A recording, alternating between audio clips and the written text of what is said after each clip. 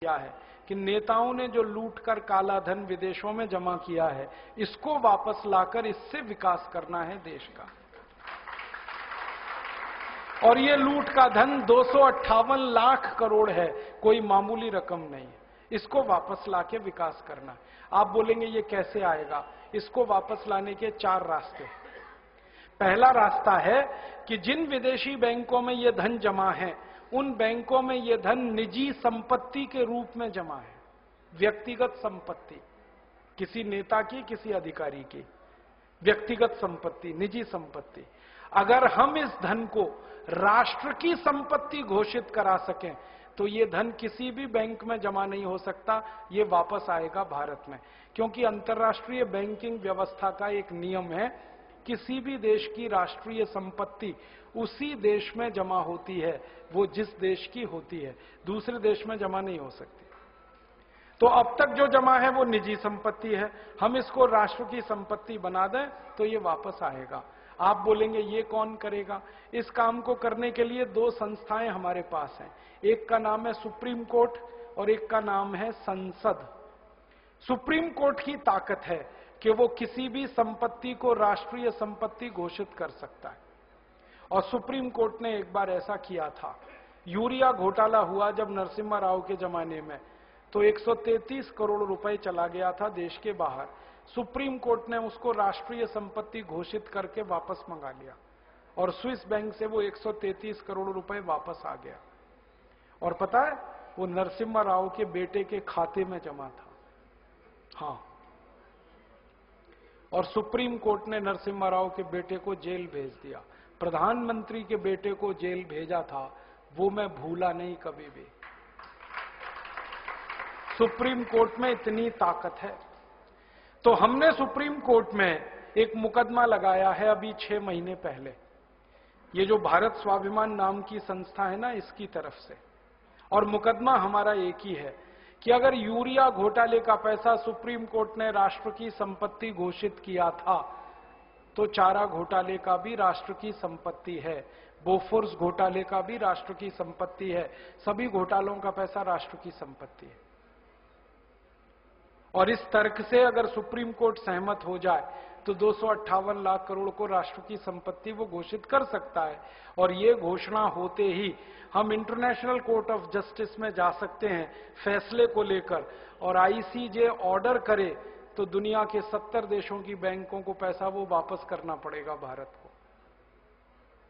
इस उम्मीद में मुकदमा लगाया है हमने। 6 महीने हो गए। 6 महीने तक ये मुकदमा स्वीकार नहीं हुआ, बहस होती रही कोर्ट में, और अब स्वीकार हो गया है।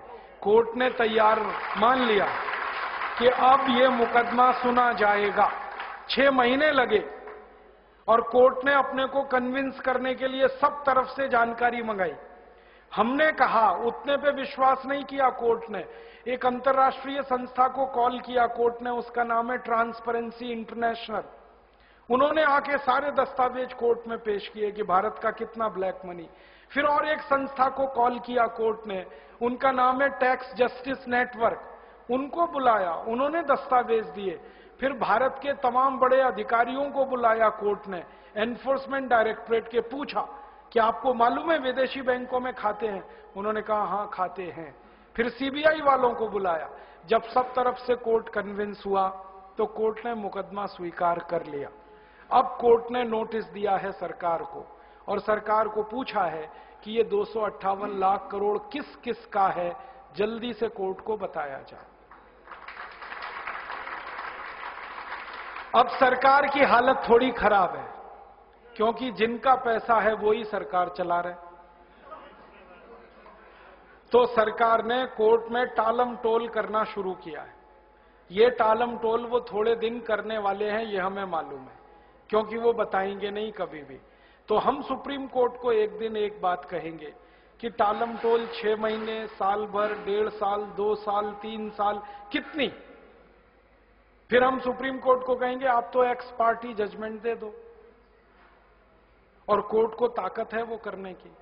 और हम कोर्ट को कहेंगे ये नहीं बता रहे किसका पैसा है, आप तो ये कह दो जिसका भी पैसा है वो भारत की राष्ट्रीय संपत्ति है, बात खत्म हो गई। और उम्मीद है कि कोर्ट ये फैसला देगा और ये फैसला हुआ तो 258 लाख करोड़ वापस आएगा।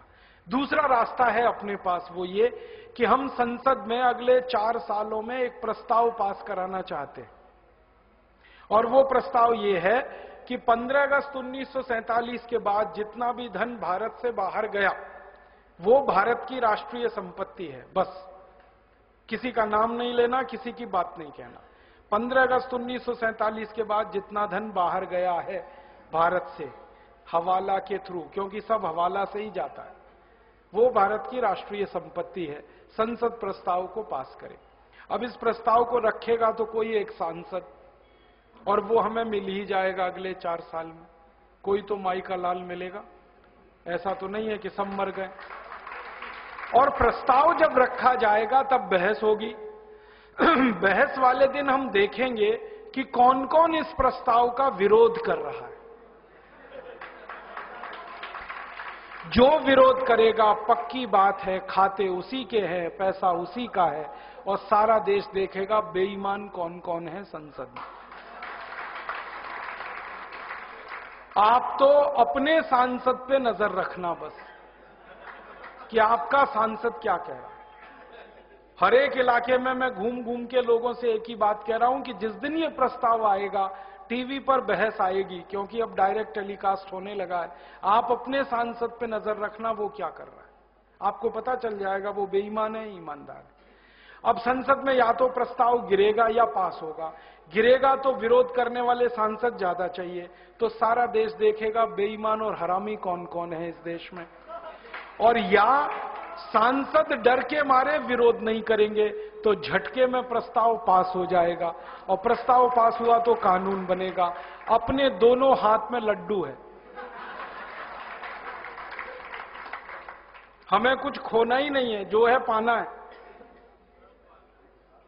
तो या तो बेईमानों को एक्सपोज करेंगे पूरे देश में, और घूम घूम कर कहेंगे कि ऐसे हरामी और बेईमानों को दोबारा चुनकर मत भेजो, जो विदेशी पैसे को वापस लाना ही नहीं चाहते, जो देश को अमीर होने ही नहीं देना चाहते, जो गरीबी मिटने ही नहीं देना चाहते इस देश की।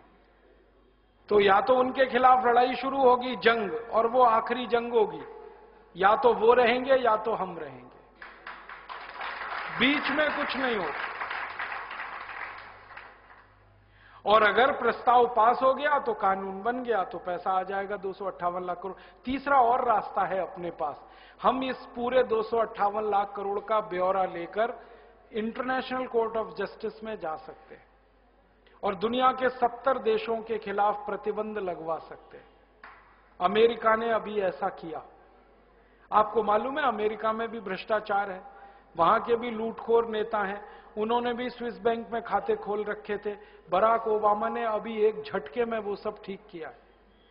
उसने कानून बनवाया पहले अपने देश में, और वो कानून से पैसा ले आया। स्विस बैंक से 780 अरब डॉलर लाया निकाल के बराक ओबामा, और उसने अपनी इंडस्ट्री में लगा दिया वो पैसा। और अमेरिका के 19,780 खाते बंद कराए उसने। तो ये बराक ओबामा अगर कर सकता है तो भारत भी कर सकता है। बस अंतर इतना है कि अमेरिका को बराक ओबामा मिल गया है, भारत को एक बराक ओबामा की तलाश है। अगले 4-5 साल में मिलेगा, कोई ना कोई तो निकलेगा। भारत माता वीर विहीन नहीं है, निपूती नहीं है, बांझ नहीं है। जब जरूरत पड़ती है इस माता ने बड़े बड़े लाल पैदा किए हैं देश की समस्याओं का समाधान करने। आगे भी होगा, इसका विश्वास है हम। और ये काम हम बराक ओबामा की तरफ से भी कर सकते। बराक ओबामा ने अभी एक बहुत रोचक बात कही। हमारे प्रधानमंत्री गए थे अमेरिका, अभी मालूम है मनमोहन सिंह अमेरिका गए। बराक ओबामा ने मनमोहन सिंह को ऑफर किया, देखो मैंने स्विस बैंक से पैसे निकाल लिए, आपको निकलवाने? ऐसे ही बोला उसने, आपको निकलवाने, मैं मदद करता हूं आपकी। तो मनमोहन सिंह की ऊपर की सांस ऊपर, नीचे की नीचे, ना हां कहा ना कहा। फिर उसने कहा मैं भारत की मदद करना चाहता हूं सीरियसली इस काम में, और मैंने जैसे पैसा निकाला है स्विस बैंकों से मैं वो बताना चाहता हूं, आप ऐसे निकालो। अब मनमोहन सिंह चुपचाप लौट आए, क्योंकि उनको बोलते ही नहीं बनता, क्योंकि सरकार चलाने वालों का पैसा है, बात ही नहीं करते वो। तो बराक ओबामा तैयार है, वो कहता है मैं मदद करूंगा भारत की। क्यों? वो कहता है भारत की मदद इसलिए करनी है, भारत महान देश है, ये वो बोलता है। और भारत की महानता जब वो गिनाता है ना, तो सबसे पहले कहता भारत बजरंगबली का देश है, हनुमान जी का देश। और वो हनुमान जी का भगत है बराक ओबामा। उसने मंदिर बनाया, मालूम है? आधा ईसाई आधा मुसलमान बराक ओबामा हनुमान जी की पूजा कर रहा है। जब वो चुनाव लड़ रहा था तो उसने बजरंगबली का मंदिर बनाया, जयपुर से मूर्ति मंगाई थी, स्थापित कराई। और पहला राष्ट्रपति है अमेरिका में जिसने दिवाली मनाई अभी। हाँ, दिवाली को हनुमान जी की पूजा होती है ना, उसने की वहां, पंडित जी को बुलाया उसने।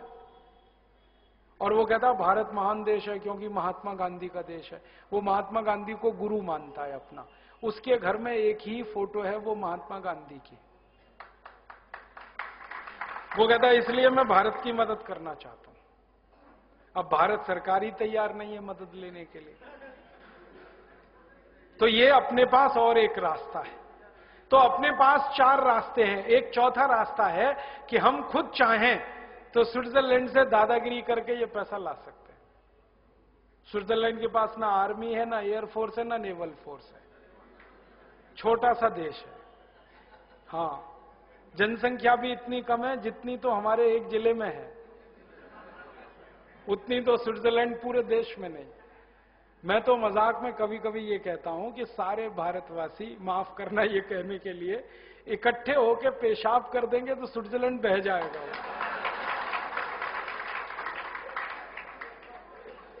इतना पिद्दी सा देश है। 2 घंटे कार चलाओ तो स्विट्जरलैंड की सीमा खत्म हो जाती है, दूसरे देश में कार घुस जाती। पुलिस उनके पास है नहीं, आर्मी है नहीं, थोड़ी दादागिरी करो वो तो दे देंगे। अमेरिका ने अभी कहा था उनको कि इराक का ध्यान है, अफगानिस्तान का ध्यान है, वो आपका भी हाल हो सकता है।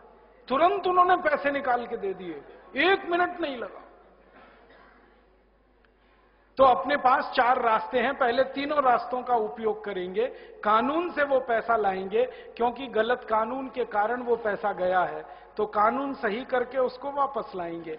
और भविष्य में ये पैसा बाहर ना जाए, इसकी पक्की व्यवस्था करेंगे। पहला कानून बनाए